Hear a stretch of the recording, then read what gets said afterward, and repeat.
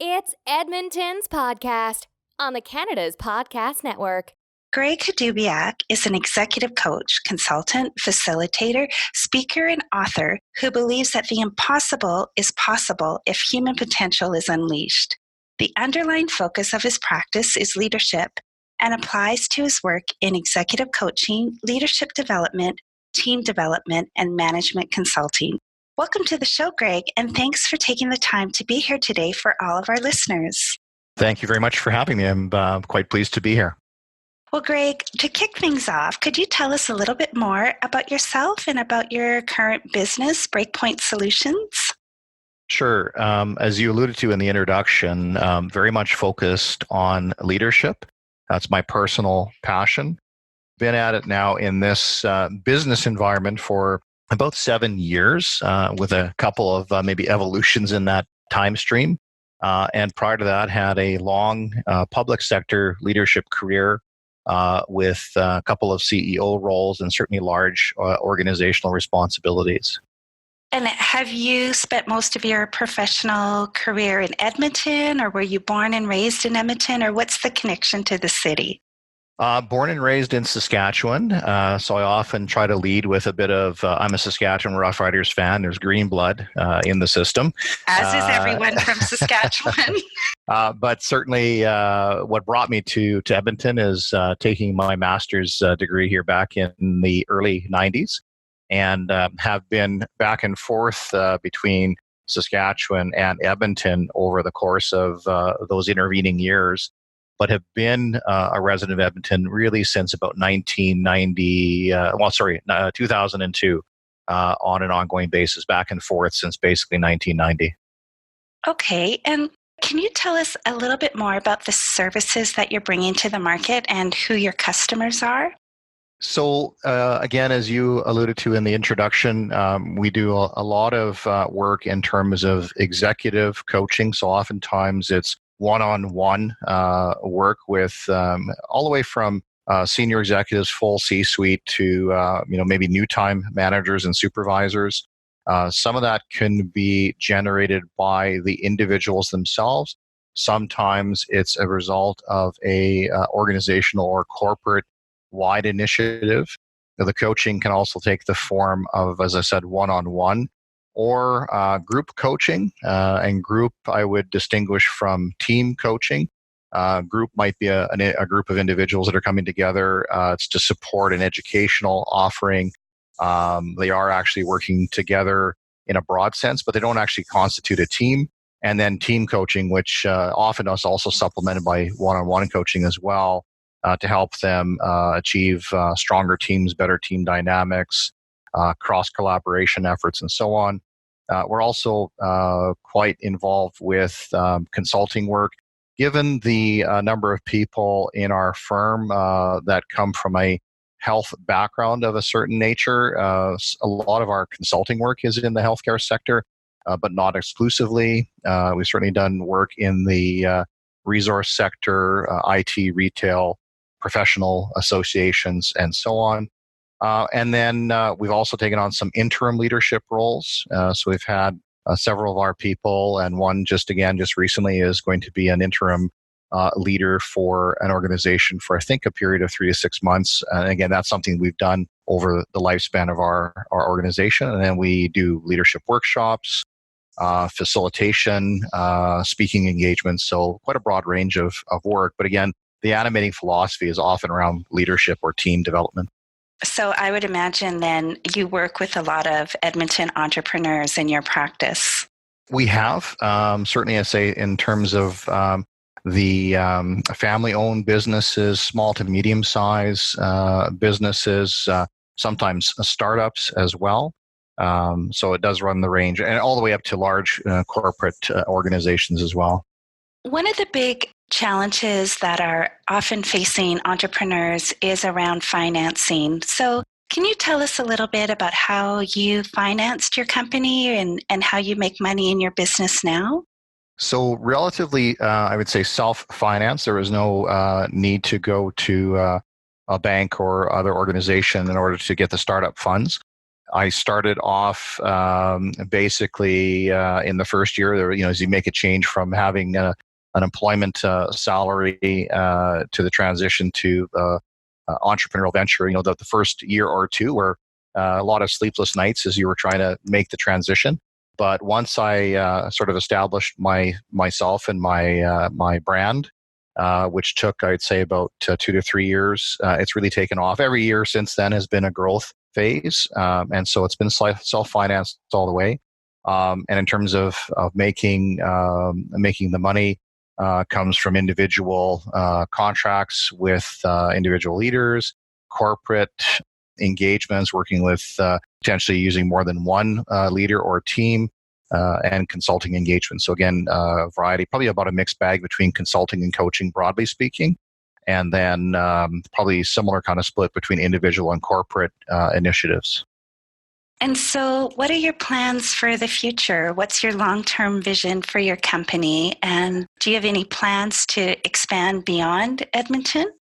Yeah, I think the model is interesting for us anyways, in terms of having physical presence outside of Edmonton is not necessarily any kind of requirement or barrier to expansion. So currently we have partners in the firm that are based out of the Yukon, out of Ontario, British Columbia, Vancouver Island, and to some extent the Okanagan. We have a couple of representatives in Lloydminster and one in Calgary.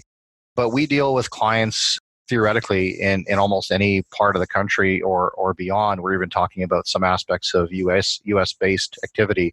And because of coaching in particular, there's not a requirement that we need to be physically present with people. We can do a lot of even what we're doing here today, which is some sort of a virtual connection, telephone, Zoom, Skype, and so on. And I've certainly done coaching with clients that physically I've never had the privilege of meeting, and yet it's worked very effectively.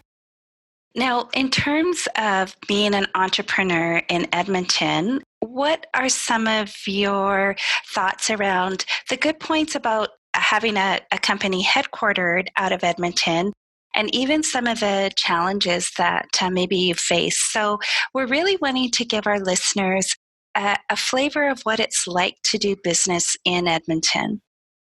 Well, I found it to be, certainly from my experience over the last 7 years, it's I think is similar to almost any other location to some extent. I mean, it is what you make of it. Certainly building the networks, being very present, having a strong presence for myself personally on social media, and so on. What I found to be particularly helpful in terms of Edmonton is the fact that it is the location of a number of government agencies and businesses. That's been certainly a help to me as I started up, and the connections with various people. But beyond that, in terms of who else needs to relate to those entities, and so it certainly helped me sort of spread out the opportunity and the connections as we've gone on.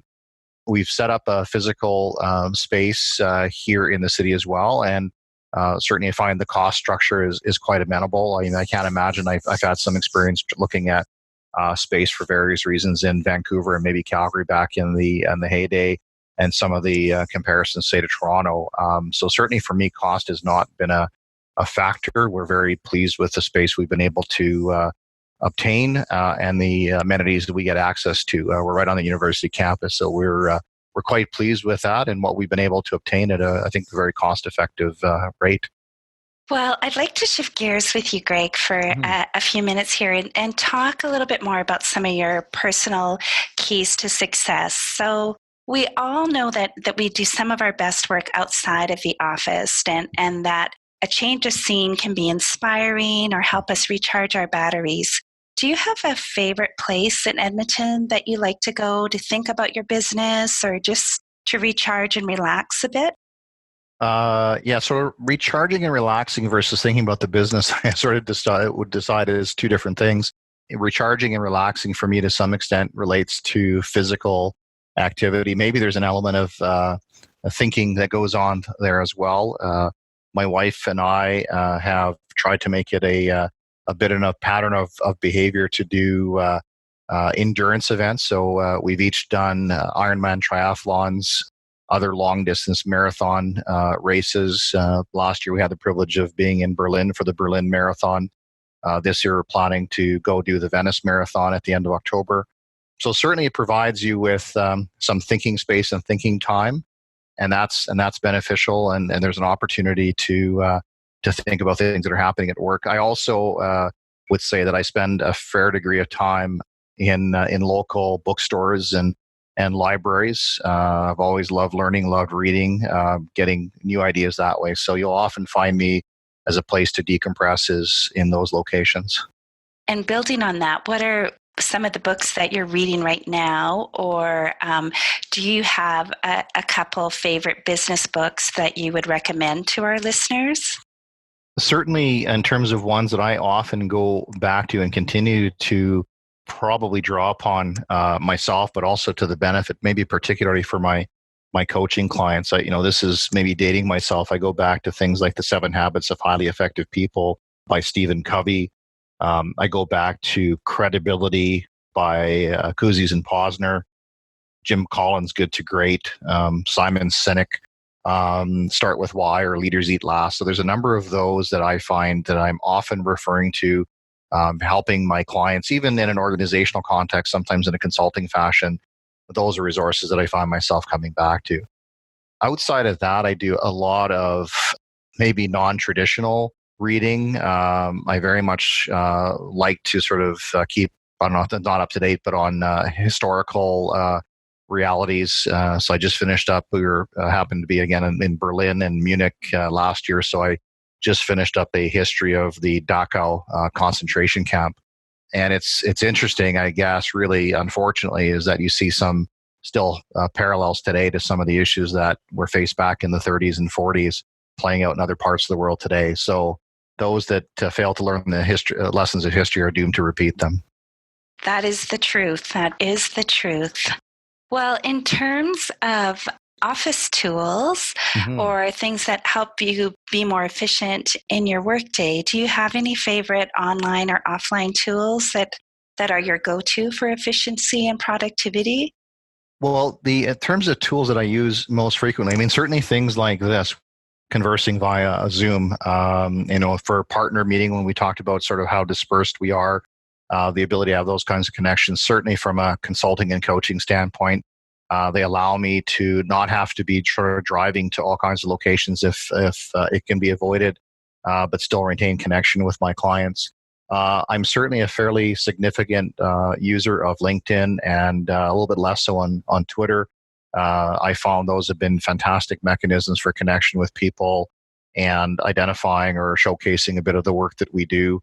Trying to blog on a relatively frequent basis. I probably dropped off a bit in the last year just with being as busy as I have been, but I really do aspire to create other thoughts and ideas for my clients and maybe for myself as I explore different issues.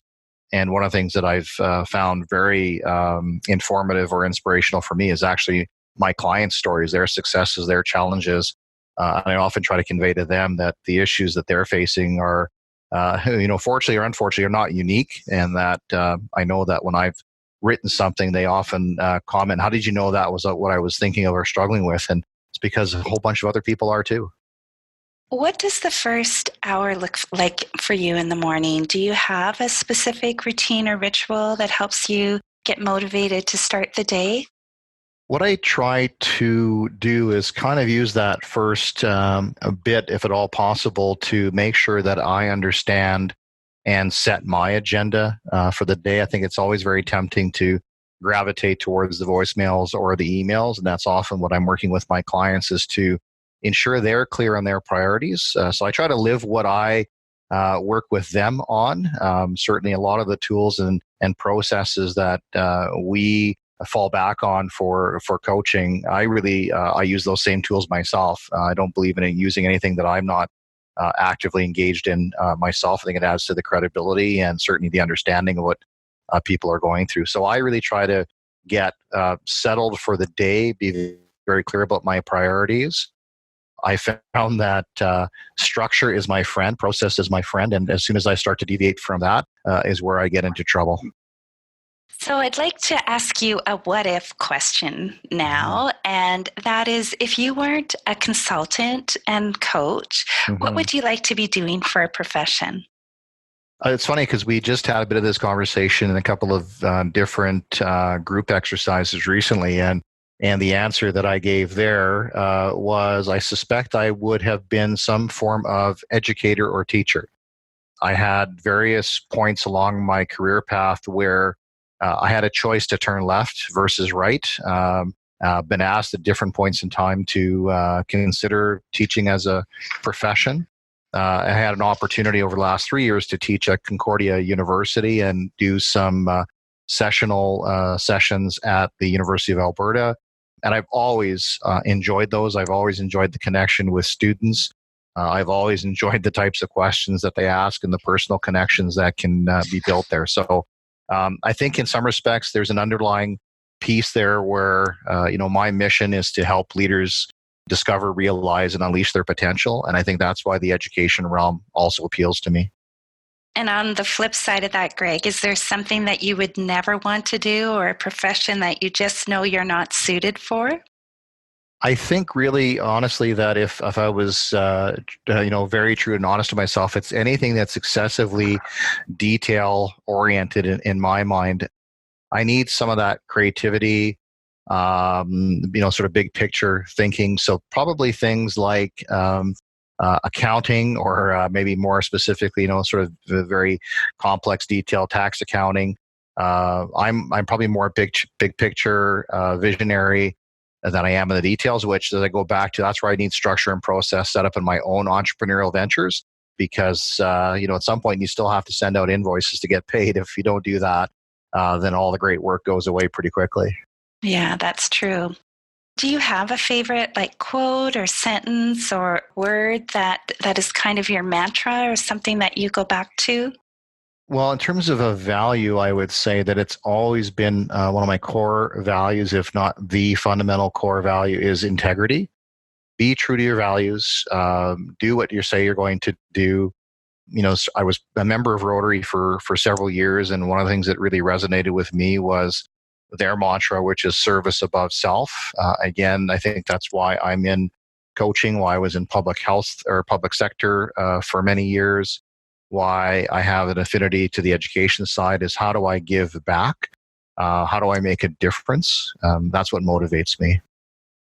Are there any words or phrases that you don't like to hear that just really frustrate you or don't resonate with you?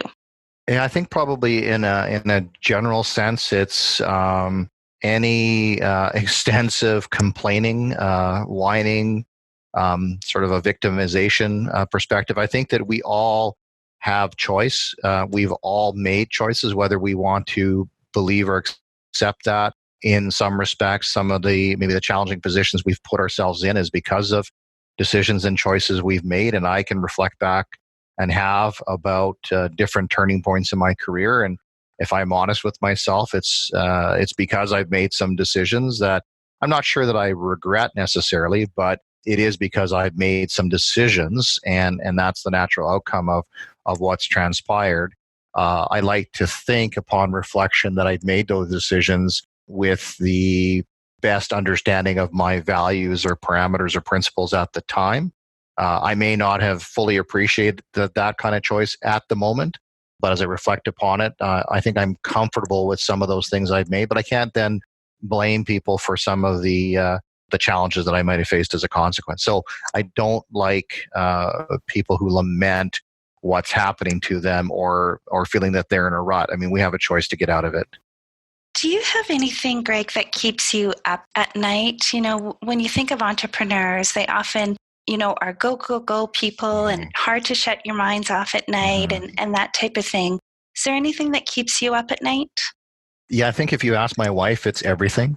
So I'm what I call myself is relatively hyper vigilant, certainly a goal oriented person. You're absolutely right. I think that to be an entrepreneur running your own business, you always have to be thinking ahead. You can't just be thinking in the moment.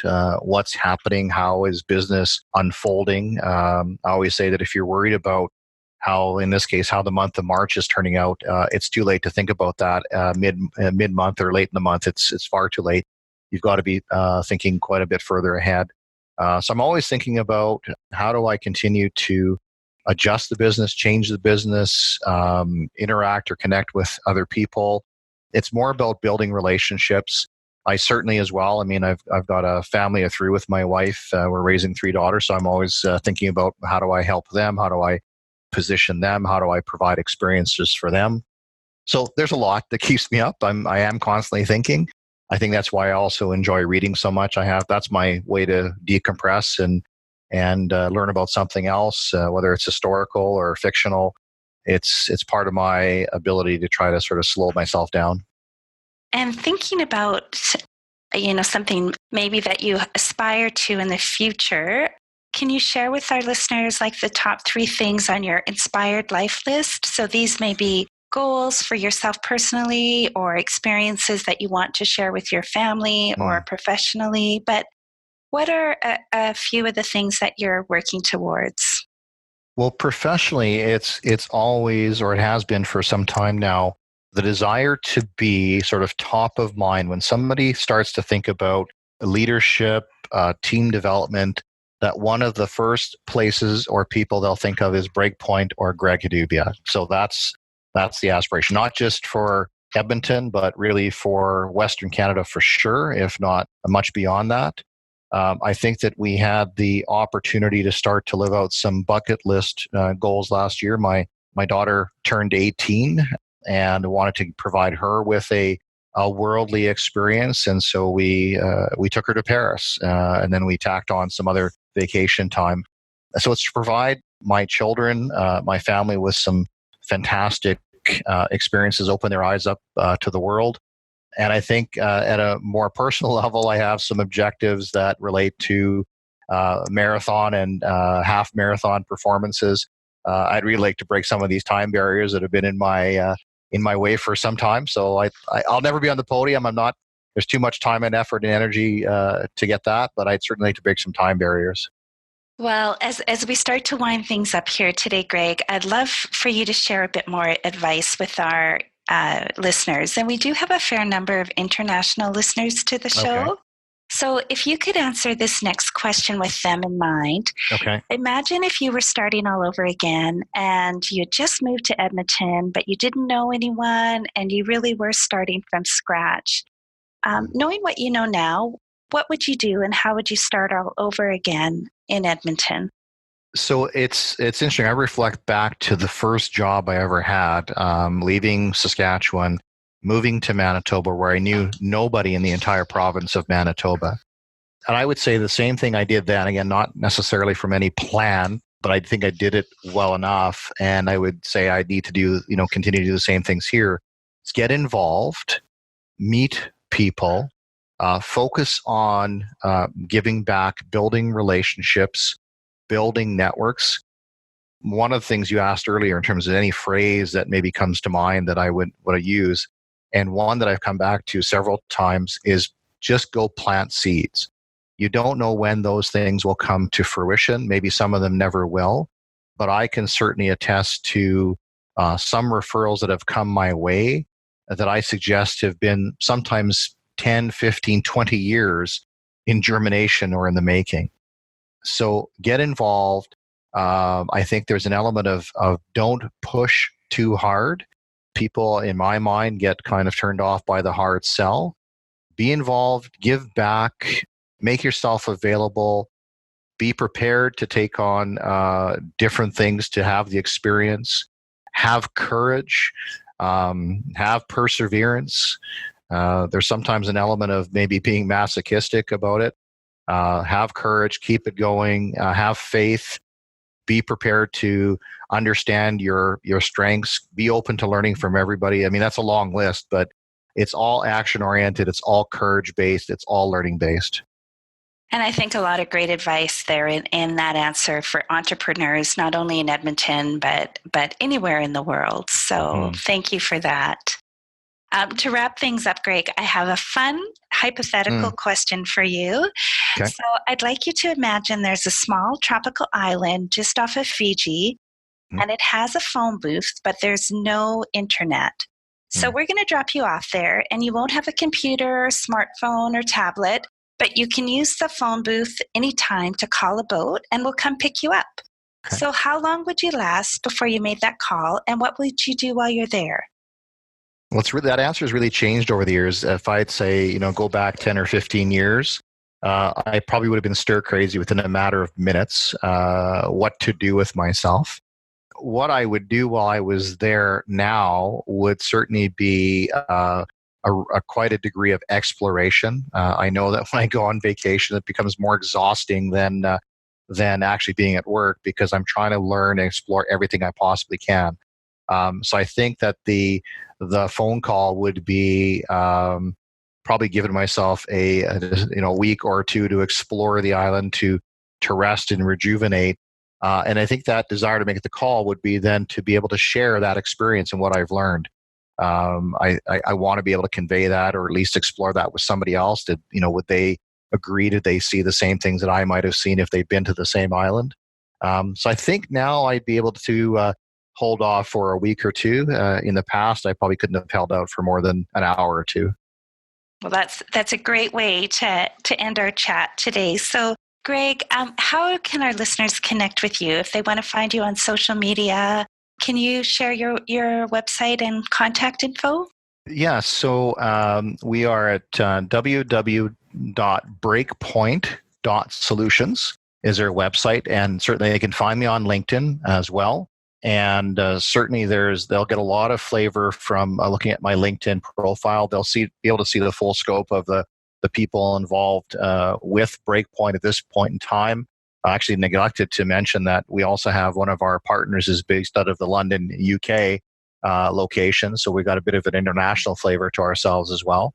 And you'll see the strength of who we are. And I hope what you get to see from looking at the website is a bit of not just the kind of work we do, but actually the personality of who we are and what motivates us. And that's what really I think has brought us all together, is a bit of a common cause. Well, Greg, thank you so much for being a guest today. And I've learned a lot from you. I've really enjoyed our conversation. I'm sure our listeners have as well. So thank you. Thank you very much.